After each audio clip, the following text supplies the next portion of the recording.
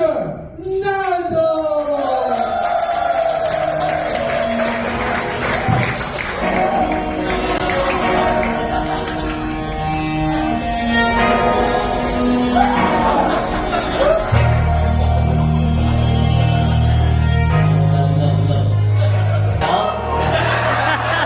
Nakakala ko na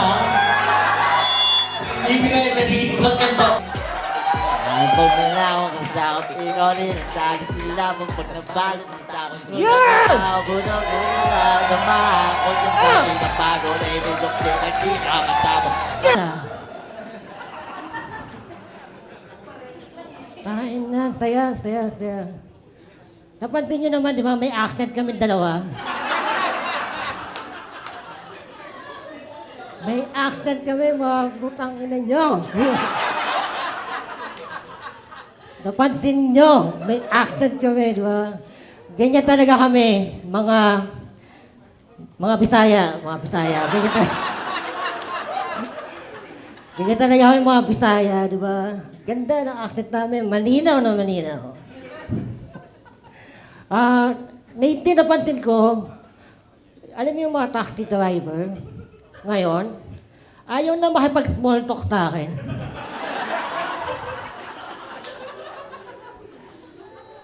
Sabi ko, kuya, plus 50 naman eh.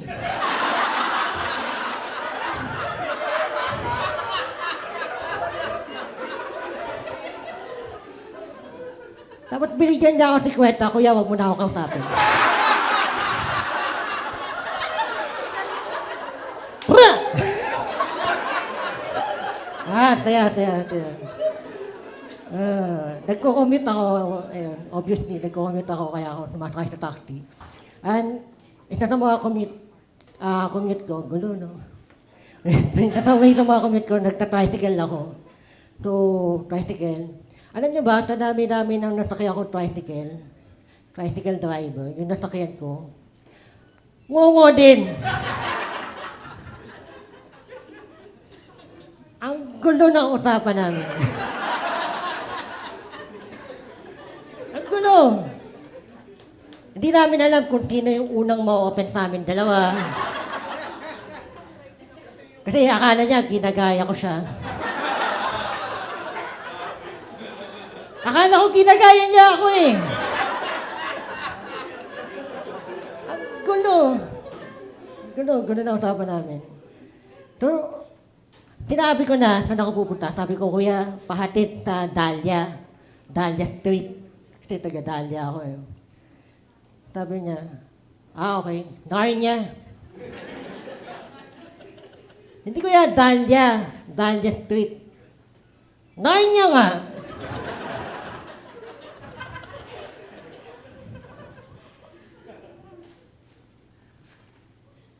After 1 hour, naglalakad na ako dito papalayo. Natiligawan niya ako, "Hoy! Saan punta?" Bad trip na ako, sabi ko. Punta akong Narnia. Kausapin ko yung mga hayop doon.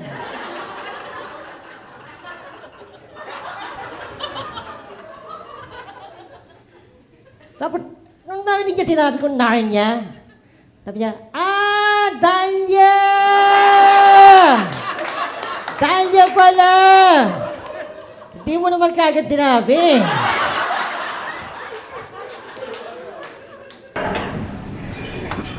Naintindihan niyo ba?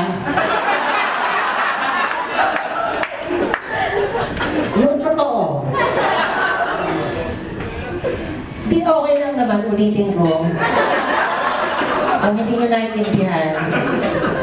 Ewan ko kung napansin nyo, meron akong deformity sa kamay. Ganyan. Hindi ko masarado yung daliri ko. Kayo di ba napapagdikit niyo itong dalawa? Yan, may deformity ako. Hindi yan gang sign ng mga ngongo Nakita ko si ate, ginagaya pa eh. Hindi yan gang sign ng mga... Hindi yan gang sign, men. Hindi yan gang sign ng mga ngongo. Hindi yan Star Trek na ganyan. Hindi din. may deformity ako sa kamay. Kaya kapag ka nanonood ng porn yung tatay ko, sabi niya, anak, takpan mo naman yung mata mo.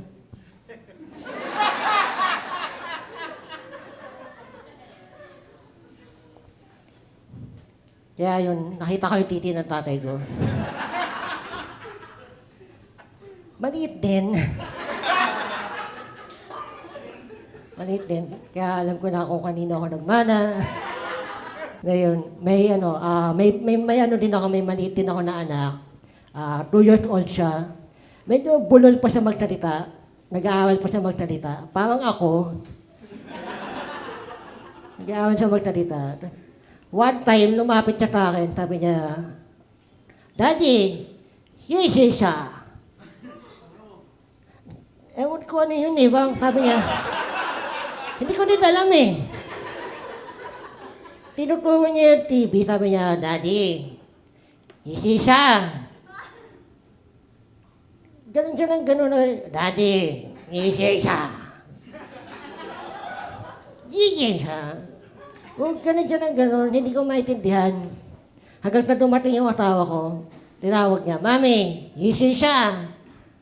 At sabi ng asawa ko, racing car. Alam mo yung sa Disney, yung movie na racing car, di ba, car? Sabi ko, yung pala yun.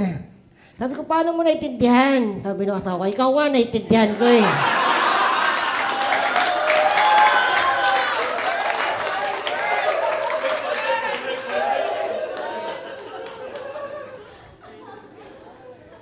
So, nagsisex kami na asawa. Nagkahatutan kami na asawa ko. Ganyan, parang ganit. Nagkahatutan kami na ganito. Hindi kasi bottom ako eh.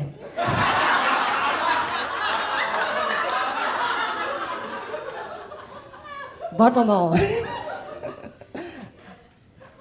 Ang ano kasi, kaming mag-asawa, meron kami rules eh, na kami mag-asawa. May rules kami, pwede kahit ano, anal, gangbang, bukake. Rules. Kailangan nyo na rules. So may rules kami na asawa ko. Sabi niya, okay na lahat. Basta huwag ka lang magsasalita during sex.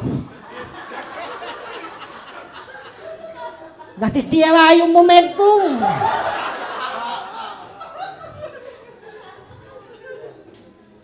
So, one time nagulat siya eh, nakapagsalita ako ng matuwid. Yung matuwid talaga, yung tipong nung nilabasan na ako, nakapagsalita ako ng matuwid. Sabi ko, Papa.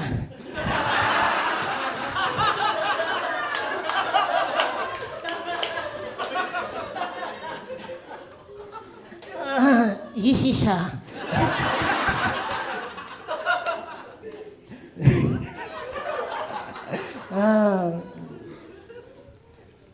Dito pala yung kapatid ko, mamaya isusumbong niya ako sa asawa ko.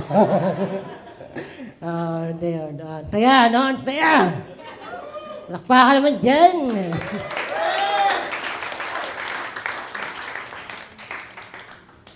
Yeah. Hindi, bago ako napag-asawa.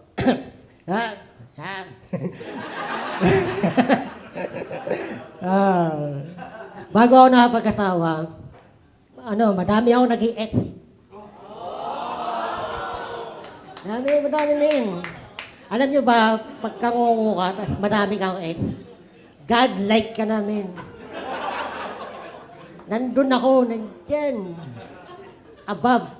Kaya pagkangungo ka, may mga ex ka, parang, ayun, yun, mataas yung tingin nila sa'yo. Kasi ibang ngungo, nagjajakol na lang, parang, Hindi yun, may ex ako dati. Hiniwalayan niya ako.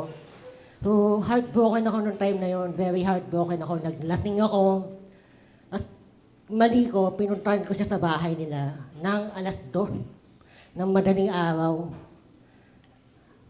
Para ma-visualize niyo yung bahay nila. Yung bahay kasi nila compound.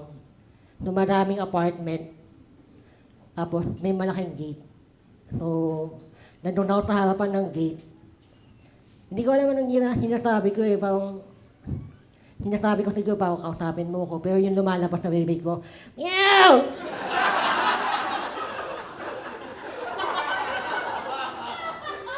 Meow! Meow! Meow!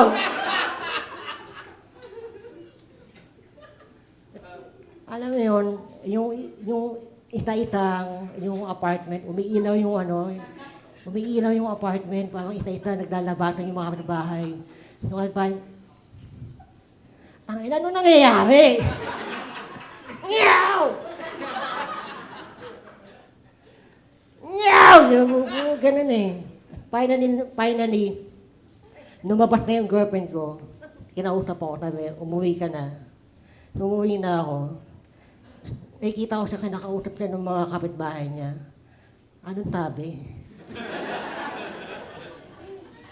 Meow! Alam niyo, pag naalala ko yun, yung kwento na yun, natatawa na lang ako eh. Tapos naiisip ko, kamusta na kaya yung mga kapitbahay niya? Di ba kasi malamang may na-late sa trabaho, di ba? Paano mo ipapaliwanag sa boss mo yun? Boss, sorry. Hindi ka maniniwala.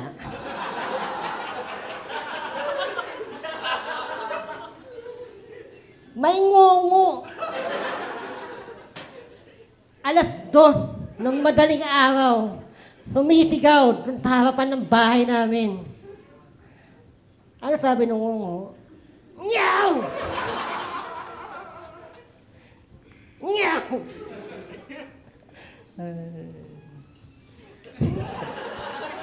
Meow!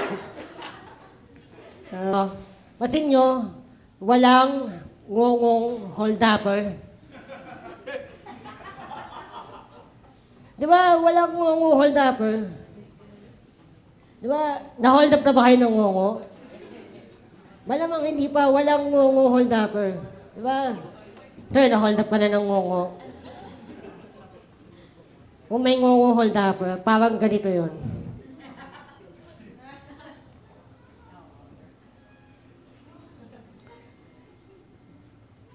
Kuya, pang 5 ulit ko na eh.